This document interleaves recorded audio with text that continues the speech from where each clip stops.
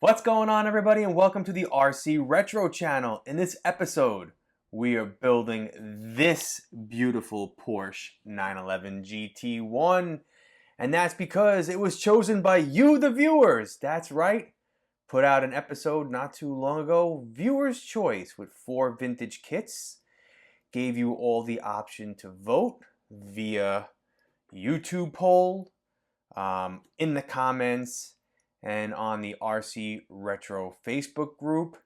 And, well, not going to say it was a landslide, but the Porsche pulled it out. And so that's what we're going to be building.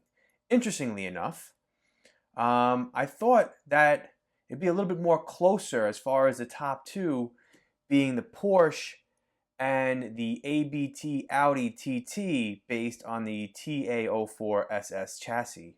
Given the fact that it's kind of unique and has 2 different bodies, I thought that would kind of garner a little bit more interest. But surprisingly, no, the Porsche won. And what was surprising is that there's a lot of love out there for the Corvette. It actually did a lot better than I anticipated. But even more so, a lot of you really loved that Ford SVT F-150. Given the fact that the body is a pickup truck and it's kind of unique. So it really wasn't a landslide. It was actually kind of close. If you look at the YouTube poll, and of course the numbers might have changed because I'm filming this a couple days after, so I might be off a couple votes and percentages. But the Porsche had about 42%, Audi about 17%, the Corvette 13%, and the Ford 28%. And then on Facebook, the favorite on Facebook was the Corvette with 40%, but the number of votes are kind of misleading because you had well over 250 votes on the YouTube poll and, well, only about, I want to say, 30 votes on the Facebook group. So the percentages are a little uneven based on the 2 different polls. But as far as the comments, it was kind of even, if I'm being totally honest with you, between all 4. So it really came down to the YouTube poll where close to 300 people voted. As far as the video itself, you know, I'm a small channel, but I'm a little disappointed in the number of views that video got. I really thought it would attract a lot more viewers, given the fact that you were able to pick.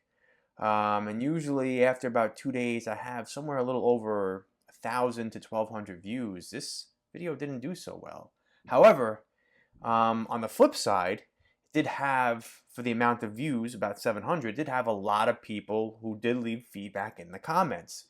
So not a lot of views, but definitely a lot more comments than in previous videos. So either which way, I appreciate you taking the time to vote, and we're going to get this unboxed and get this started.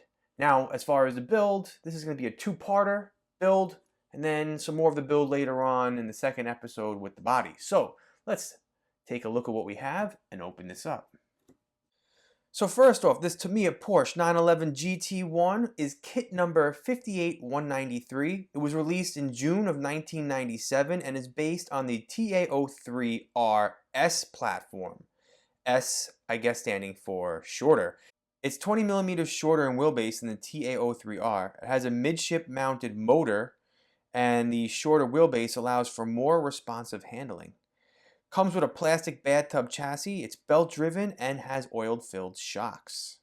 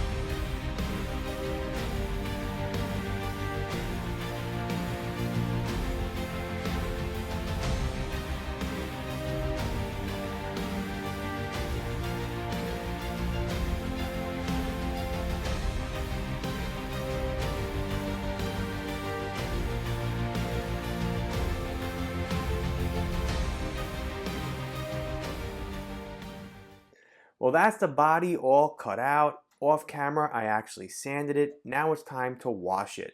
As far as the build, well, front and rear gearboxes are done, but everything in between will be for the next video. But I want to address 4 things before we finish up this one. Now, your number 1 upgrade, and I always say this in my video, is ball bearings. However, you notice in the build that I did not use them because, well, I had to purchase a kit and, well, I just totally forgot. So I ended up going with the metal and the plastic bearings that came with this kit. Not ideal, but that's going to take me to my next point. So I used the kit supplied grease to build the differentials and the clear shock oil for the dampers. Now the counter gear and the spur gear, I didn't put any grease on it, basically leaving them dry, which kind of alludes to the fact that I'm probably not going to run this kit. But in the event that I ever do, no big deal. I just take the counter gear out, I can grease that up, the shocks have oil in them already, and then, I don't know, I guess that gives me an excuse to replace all those metal and plastic bearings with ball bearings. So number 3, I made a mistake. And if you were watching closely, maybe you noticed, and then again, maybe you didn't. But in step number 3, when I was putting the suspension arms on, I put those on backwards. Not a big deal. A few steps down the line, I realized it, and off camera, I flipped them around and fixed it, and, well, just continued on with the build. So then the 4th thing is, you'll notice I switched over from screwdriver to an electric screwdriver, and that's because of a couple reasons. Number 1, I think this one is at the end of its life. It's totally rounded at the end, and it's kind of not gripping the screw as well as it should. And on top of it, the plastic on here is pretty hard. And so I switched over to electric screwdriver. This one is a Populo, I guess that's how you say it. Got this off of Amazon for like $30. And then I ordered some JIS bits at the end because we all know you have to use JIS bits with the Tamiya screws. So there's a long one and a short one, which I don't know where it is at the moment, that I could just use, no biggies. And some people aren't really fans of these because some of them, I don't know, the torque is a little too much and people are afraid you might break plastics when you're using these. But this one has a level of 1 to 6 as far as the torque, and I turned mine down to 2. So it doesn't even put the screw all the way in. It gets it close, but then once it stops, I just manually go in with the screwdriver and give it 1 or 2 more turns to get it nice and snug so I'm not breaking any plastic parts. I really like this, and plus at the same time, my hand is starting to hurt. Not from building kits, just years of, I guess, exercising with weights with the same movement, also sitting at a computer all day long typing, and then of course this.